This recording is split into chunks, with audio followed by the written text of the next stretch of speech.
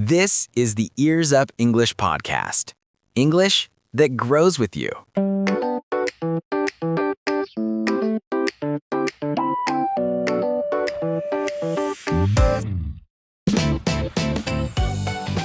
Welcome to Ears Up English, where your listening becomes stronger and your speaking becomes smoother. If English still feels scary or stressful for you, don't worry. We're here to help you enjoy English without fear. Strong ears, strong English. Now, let's begin today's episode. Hey, Robert. How are you today? I'm great. Actually, I talked with a Japanese friend this morning, and it really made me think. About what? Why so many Japanese people study English for years, but still feel they can't speak? The big question. And today, I thought we could really dig deep into this topic. Perfect. Today's theme is why Japanese people struggle to speak English and how to fix it. Before anything, I want to say something important. Japanese people are not lacking English knowledge. Exactly. Many know grammar well, can read difficult sentences, and can score high on tests. It's impressive how much knowledge they build through school. Right. When I teach Japanese learners, I'm always surprised at how well they understand the rules, sometimes better than native speakers. Absolutely. The problem isn't knowledge. It's the gap between knowing and speaking. Those two skills are totally different. Speaking uses a different part of the brain. It requires habits, repetition, and real-time confidence. You can't develop that by only reading textbooks. Exactly. It's like knowing all the rules of driving, but never actually sitting in the driver's seat.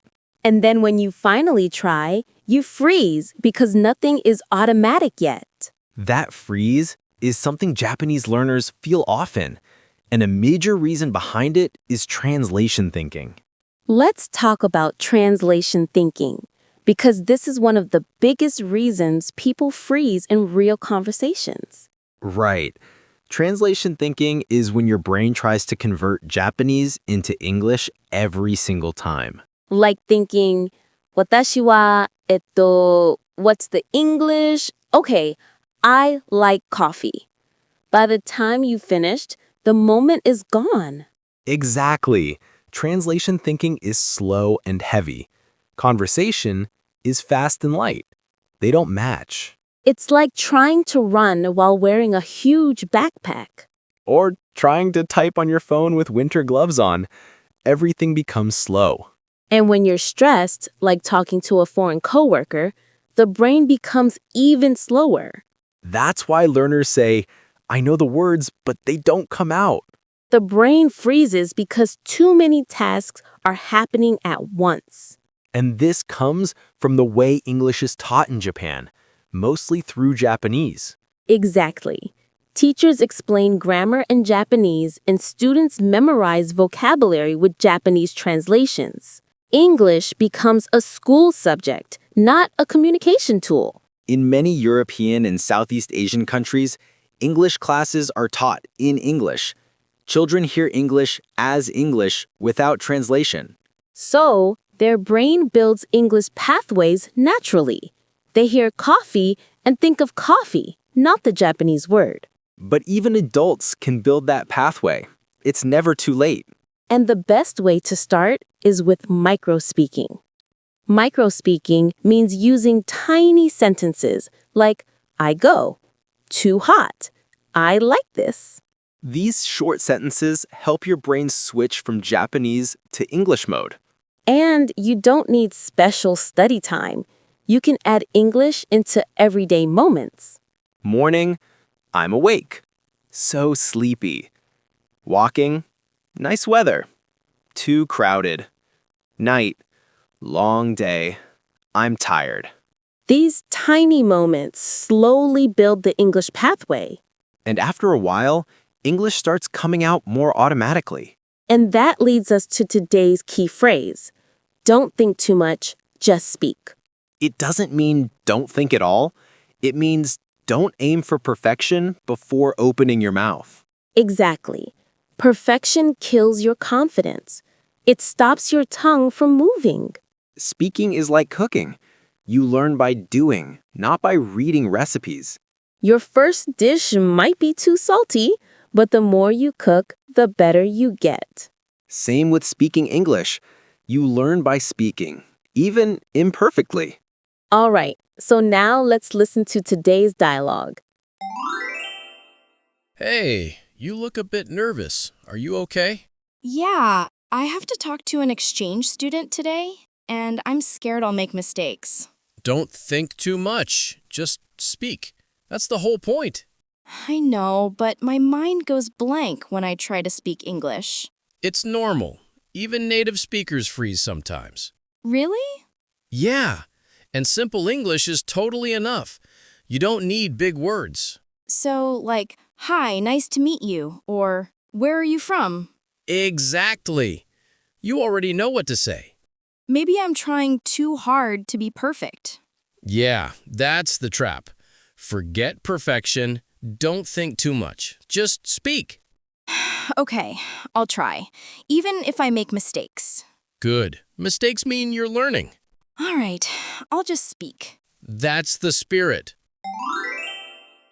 Okay, that was a great little conversation. Yes, and I think a lot of listeners can relate to Kaori's feelings. She was nervous, her mind went blank, and she worried about making mistakes. Exactly. That is a very typical pattern for Japanese learners. High knowledge, low confidence.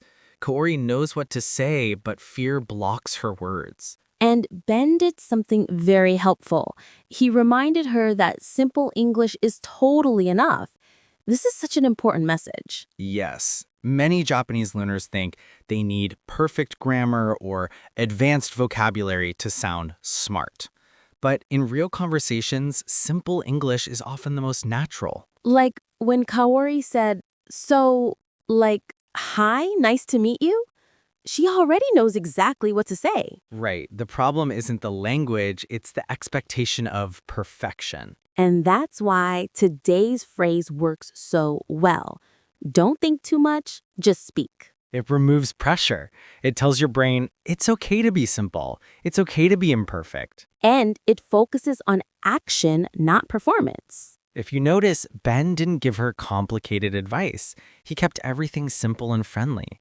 That's the best way to support nervous learners. And I love when he said, mistakes mean you're learning, because that is 100% true. Exactly. Every mistake is a rehearsal, a chance to build that English pathway we talked about. So when listeners hear this dialogue, I want them to imagine themselves as Kaori. It's totally okay to feel scared. But like Ben said, you already know what to say. And when the moment comes, just speak. Don't wait for the perfect sentence. Because your English gets better through action, not thought. And the more you speak, the faster you escape translation thinking. Exactly. Step by step, one tiny sentence at a time. And before we wrap up, let's listen to the dialogue one more time for review. Just relax and focus on the rhythm of the conversation. Hey, you look a bit nervous. Are you okay? Yeah, I have to talk to an exchange student today, and I'm scared I'll make mistakes. Don't think too much. Just speak. That's the whole point. I know, but my mind goes blank when I try to speak English. It's normal. Even native speakers freeze sometimes. Really? Yeah, and simple English is totally enough. You don't need big words. So, like, hi, nice to meet you, or where are you from? Exactly. You already know what to say. Maybe I'm trying too hard to be perfect. Yeah, that's the trap. Forget perfection. Don't think too much. Just speak. Okay, I'll try, even if I make mistakes. Good. Mistakes mean you're learning. All right, I'll just speak. That's the spirit. Great. Hearing it twice really helps the brain make new connections. All right, everyone. That's today's episode of Ears Up English. Strong ears, strong English. Keep training your ears every day. Try the phrase from today's episode and see how it changes your conversations. We'd love to hear how it works for you. Join us again next time for more friendly, everyday English. Take care and keep your ears up.